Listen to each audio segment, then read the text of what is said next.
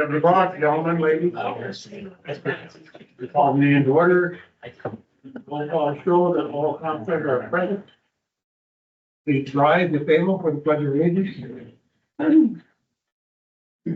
Pledge allegiance to the flag of the United States of America and to the republic for which it stands, one nation, under God, indivisible, with liberty and justice for all.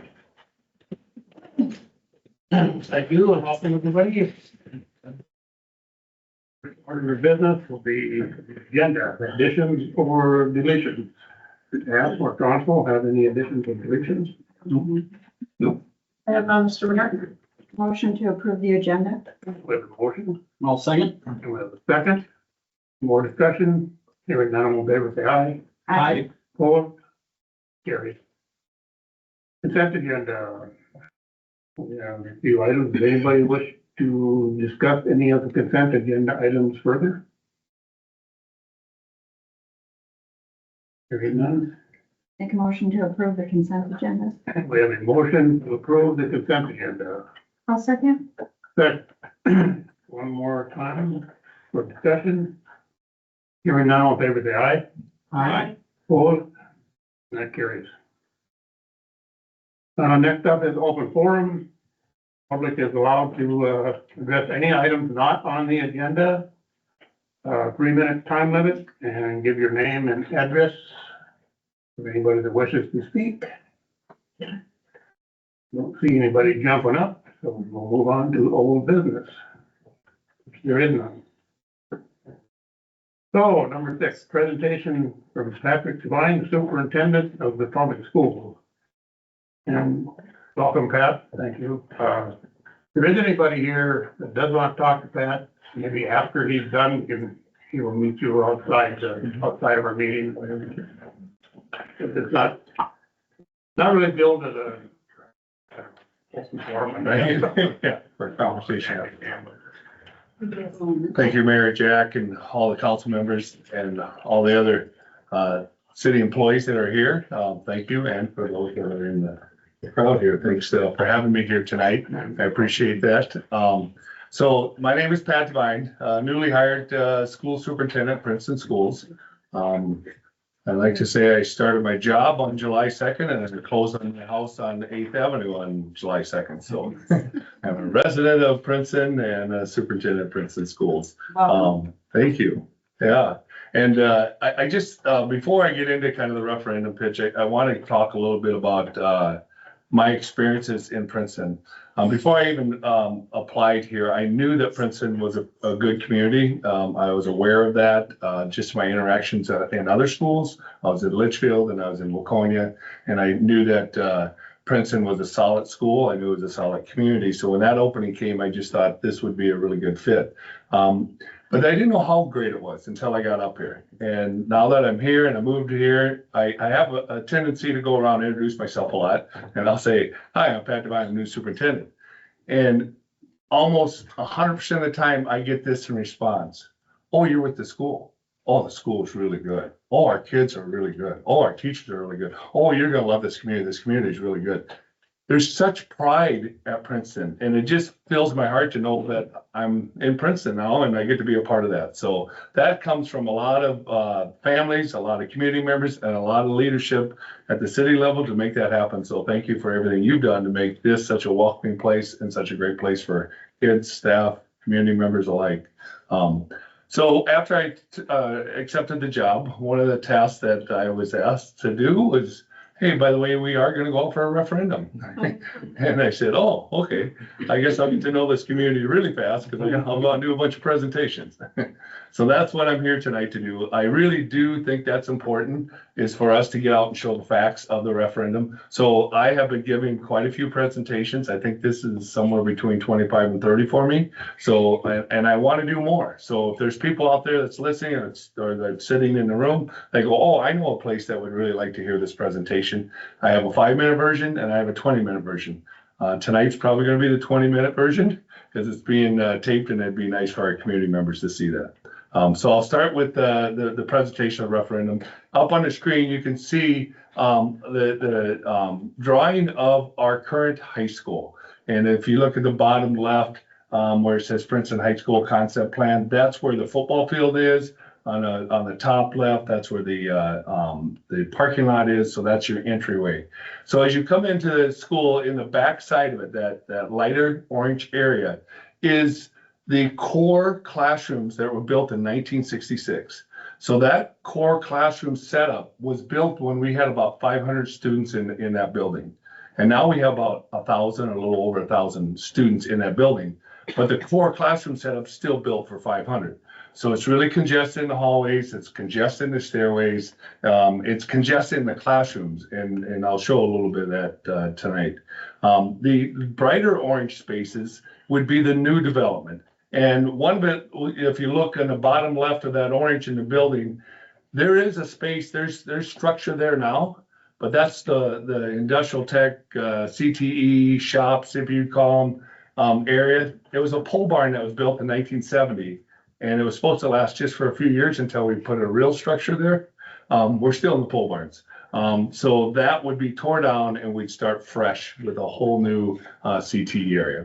So I have a video that starts out and kind of tells you, want me to do it, Ed, or are you gonna? Yeah, you can just go to the next Okay.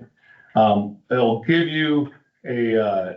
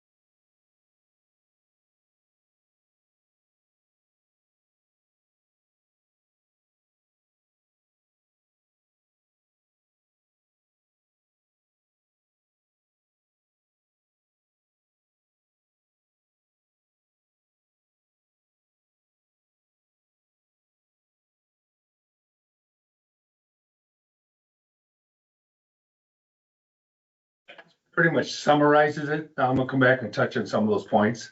But the biggest thing for me and for us as a team, and there's a team behind me, there's some school personnel and somebody who's in the task force. I'll have them come up and introduce themselves later. But as we want to make sure that any voter that wants to get their questions answered has a chance to ask those questions and maybe even see a presentation.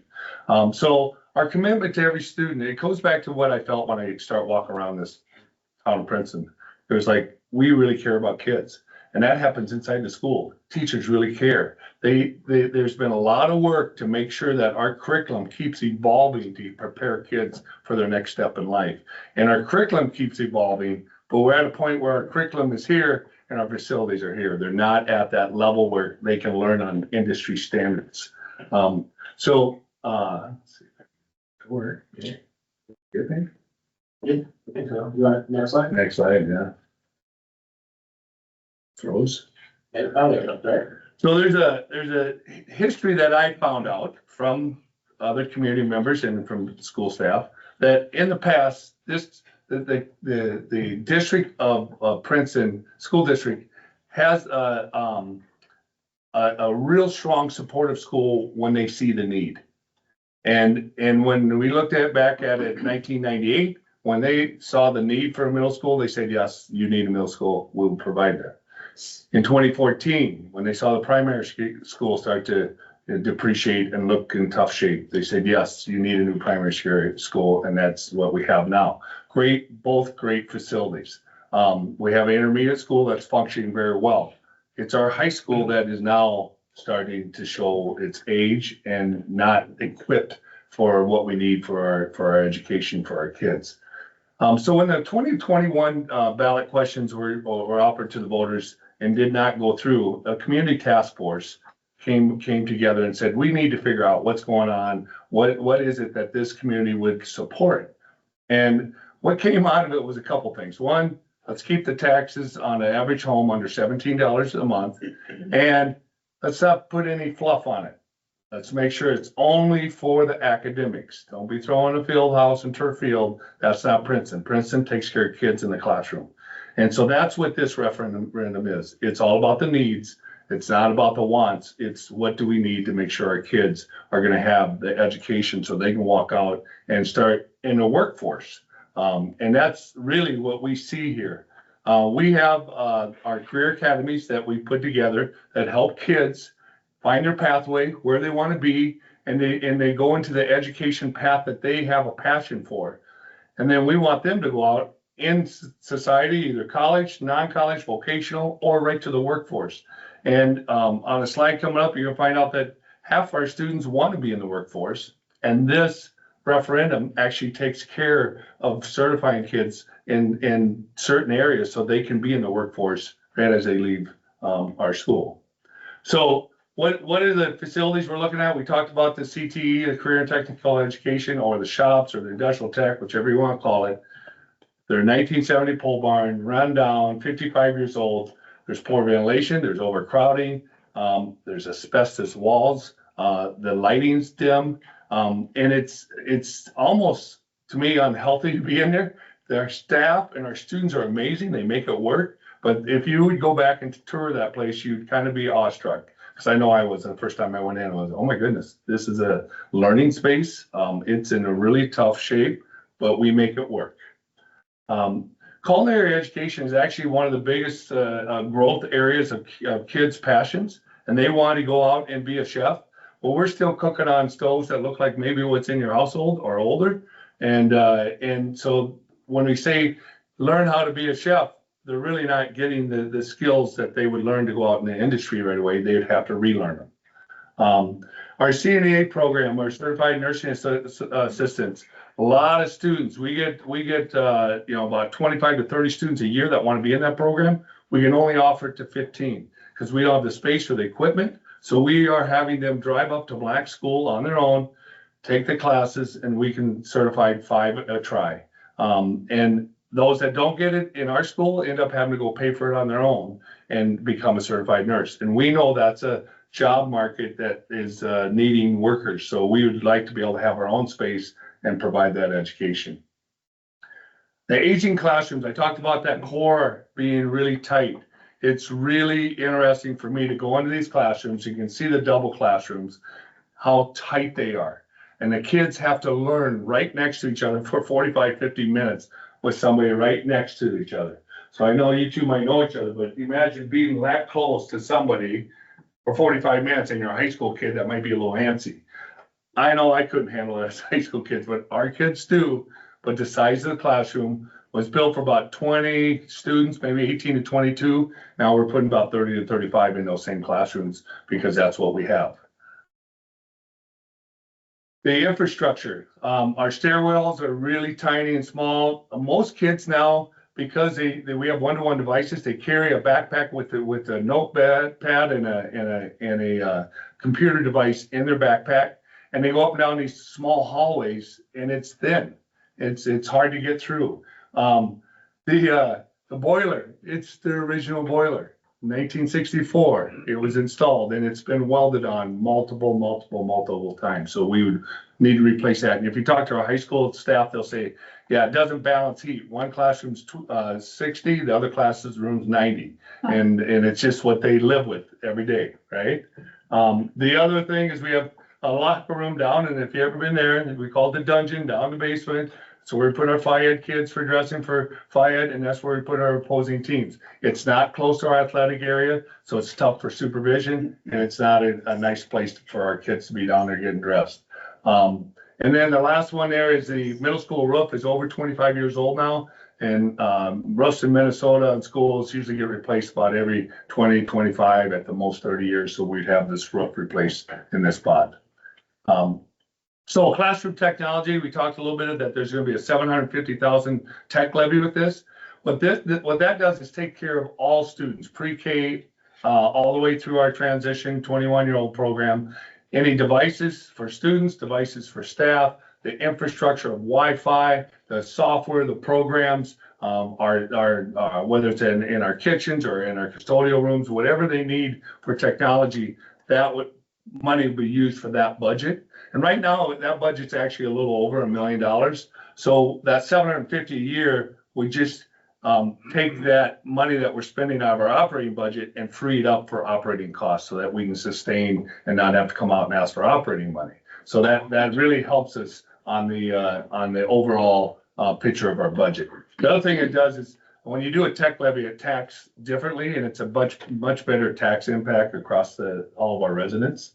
So that's why we went with that.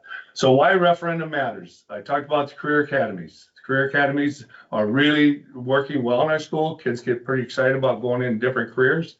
And half of our graduates want to be in a job that's apprentice, associate degree, on-the-job training. They want to get to know the knowledge of what they need to do and get out and start working.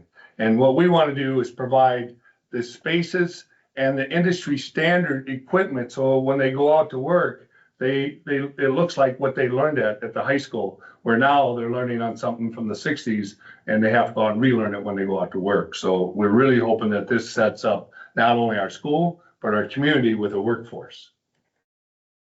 If you ever hear what's a bond, what's a levy?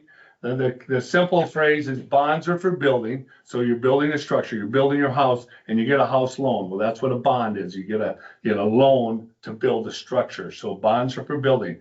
It's a total different category for budgeting, and you can't cross it. Levies are for learning. So levy is for our operating costs, our employee wages, our curriculum, our tech costs, those kind of things. It takes care of all that side, and you can't cross the money across lanes. You have to have a levy or you have to have the bond, and then they're separately. So it's capital and operating. So this is the referendum. It's $49.14 million to redo all those spaces we just talked about in the high school, do the middle school roof, and do some of those infrastructure pieces. And then it's also the $750,000 per year for the tech levy. The bond is for 20 years, the tech levy is for 10.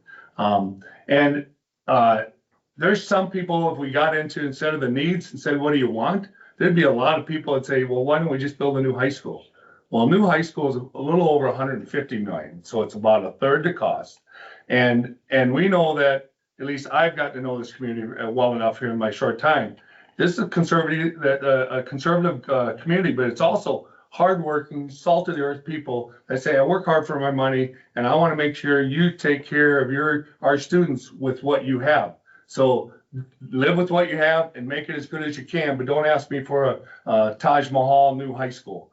Build something that's just practical and take care of the kids. So that's what this is. This is a need, not a want. And it takes care of those pieces that will help our students learning. The tax impact, like we said, if we can keep it under 17, well, we actually kept it at $15 a month for a household, that's average household at 350,000 in our district. With that tax, there's a lot of relief, tax relief. There's ag relief. There's homestead relief. If you make 139,000 or less in your homestead, in your household, you can get up to 53 to 85% relief from this tax. There's senior tax deferred relief, and there's renter relief. So there's a lot of opportunities. And I grew up on a farm, so when this ag credit came through, I was pretty excited because I was like, I knew, well, my dad always didn't like, he loved schools and always supported them, but he hated the taxes would cost all the land. Well, now it's not that way. And what happened is actually the state will send us the money that is getting relief to our farmers. So we still get it at the school, but it's not being taxed on our farmers. So all those tax reliefs are really helpful. And in this community, I think there's a lot that would qualify. So I think it's worth looking at with the tax calculator.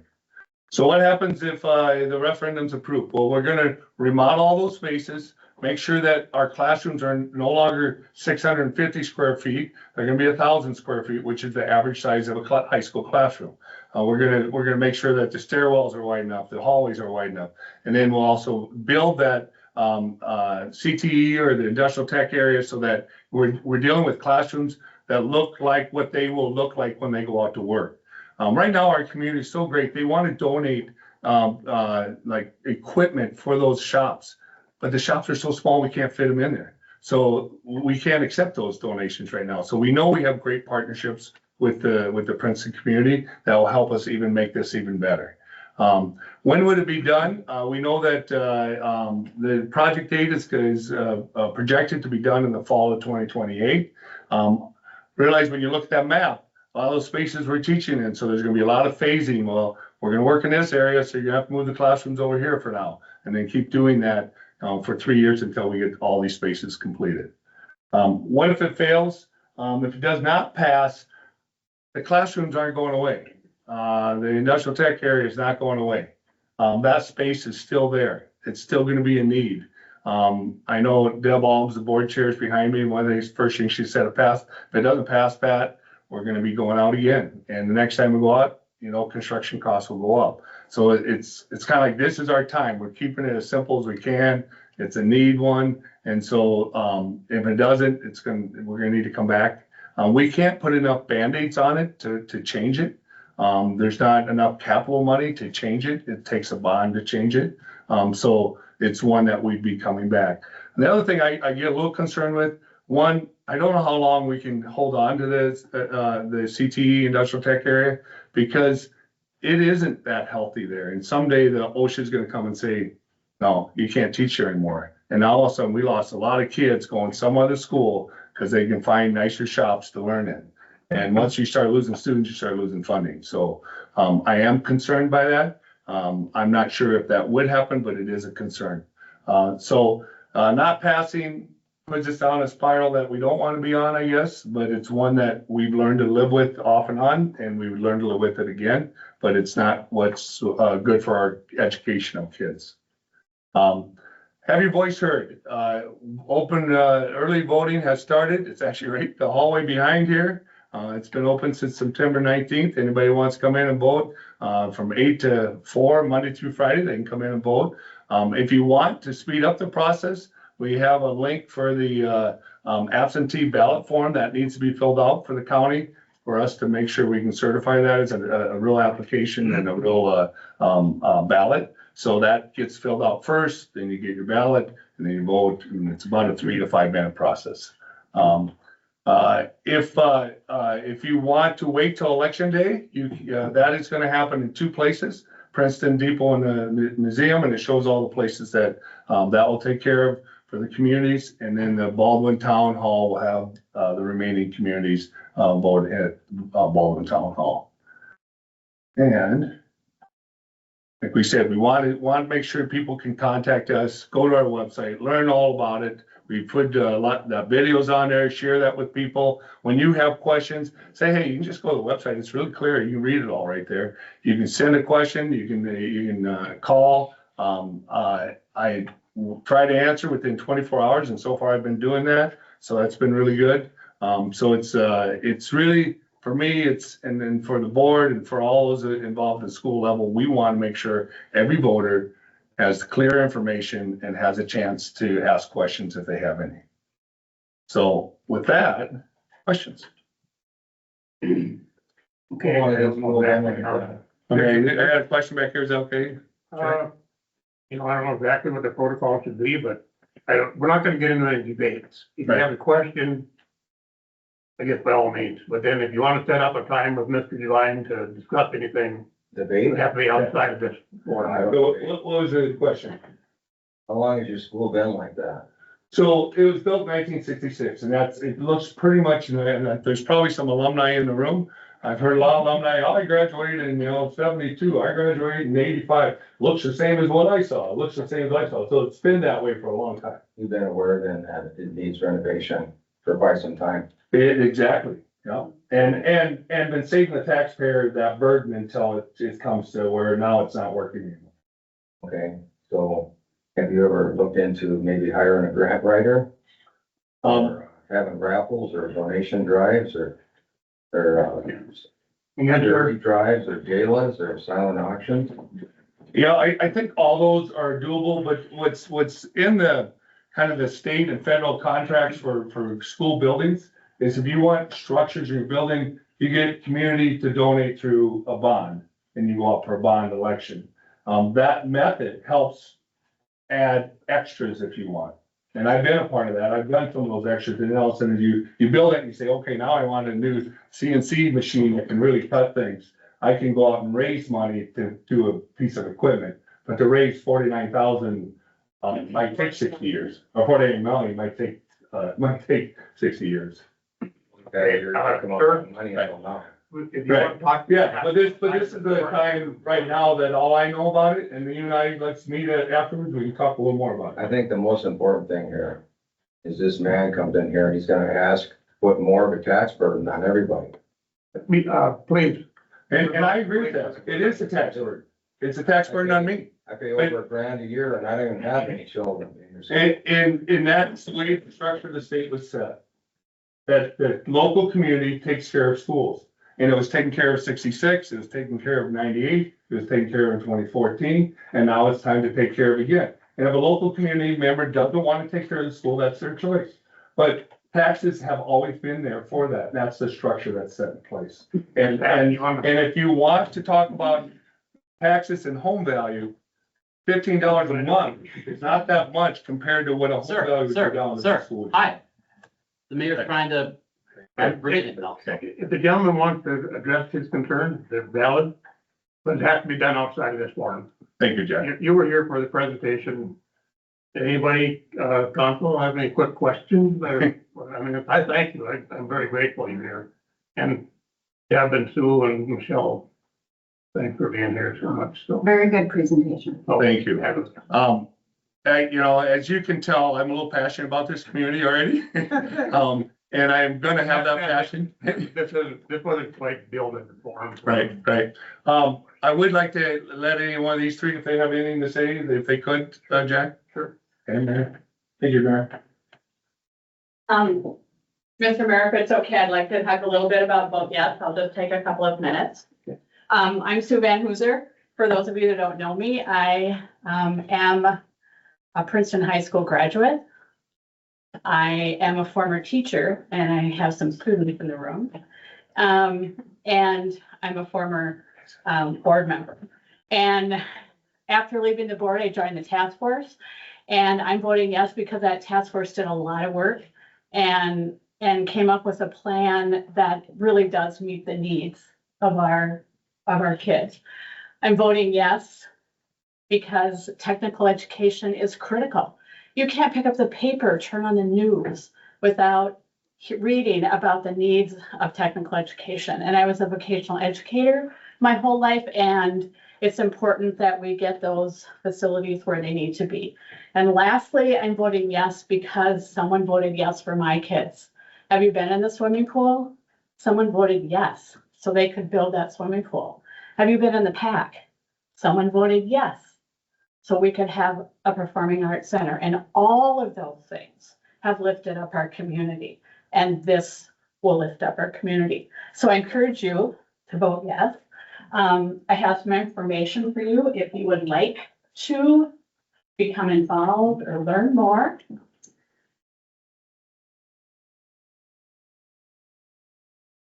And I appreciate your time. Thank you. Sue's doing that, just to wrap it up, I just want to go around and thank everybody. Thank you. Yeah, nice to meet you. Great. Don't want the back part. Yeah, I'd love the good call. Can you shoot? No.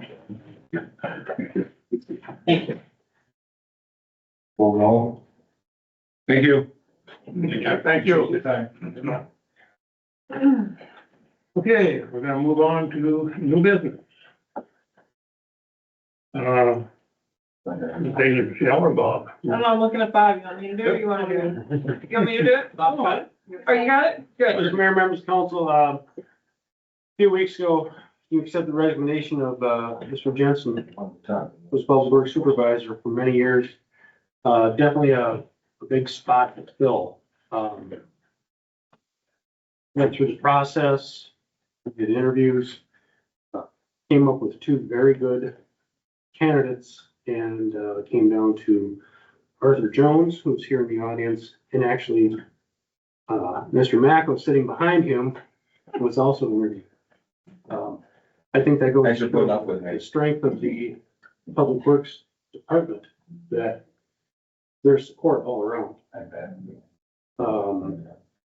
Mr. Jones is going to be a well-added asset to fill Tim's spot, and it's happy and sad at the same time. So at this time, staff is recommending the promotion of Mr. Jones to supervisor step one effective October 13th. And number two is adding to backfill his position and moving up the part-time staff to the one part-time staff to full-time after January 1. Okay. Well, if I have any questions, I guess, start with. Oh, just, I know Mr. Jones from a previous position. Yes, I started it up again, Mr. Mackel. I hope we're making the right choice. So. I trust you did your thorough vetting and got it all through, and get it ready for action. Anyone, if there's any more questions or concerns? Motion to approve promoting AJ Jones to Public Works Supervisor, step one, effective October 13, 2025. And authorize hiring to fill an additional general maintenance 2 position. Okay, we have a motion. We have a second. More time for discussion or questions? For now, all in favor, say aye. Hi. Opposed? And carried. Congratulations, AJ. Thank you. Congratulations. You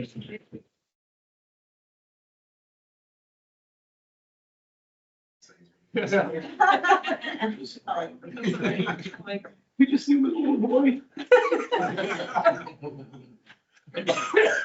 Okay. On to the bill. I have no questions this time. I do not either. Well, then I do. Yeah, I didn't see anything.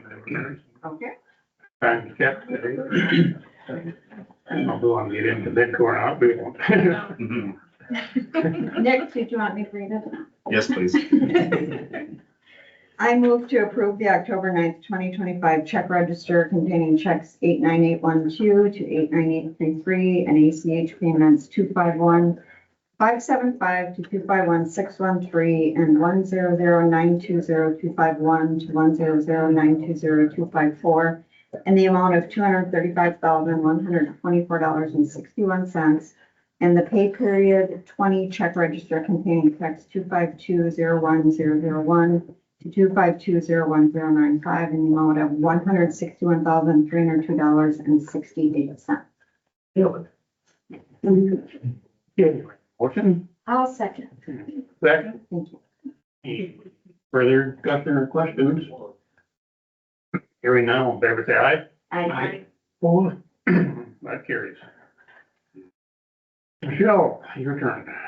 Short administrative report, got word today that, sounds like the FETS project, for the airport is gonna start the last week of October, should take about 2 to 3 weeks.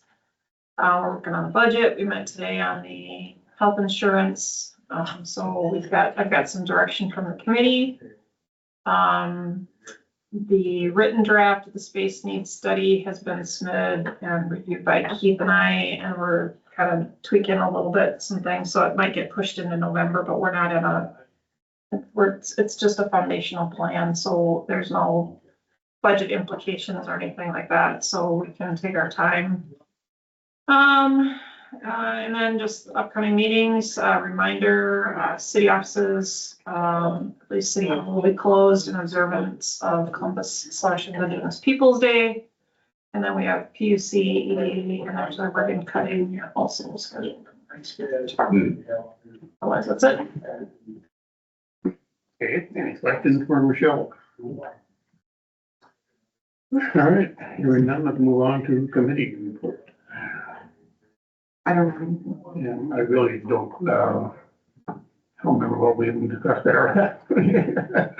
I think We, we recorded already. I did, though, yeah. But this, we're moving our meeting up 1 week. So we'll be meeting next Wednesday. Yep. And again, I don't think there's anything even big going on that I'm aware of. But the reason we're doing that is because Keith is gonna be closing on his new house and his old house on the day of our regular scheduled next meeting. So the commission agreed that we could maybe have it canceled one day. And we thought it better to have the meeting the week before. Because then you get into November, December, the holiday months, and they'll be backing up anyway, so we'll be doing kind of the same timeline then. So it should not be a problem. Yes, open up. Anybody else have anything? Nothing to report, no? No. All right, the Motion moment we've adjourned. been waiting for. Second. Motion, a second, for adjourn. Favor say aye. Aye. Opposed? Carried. We are adjourned.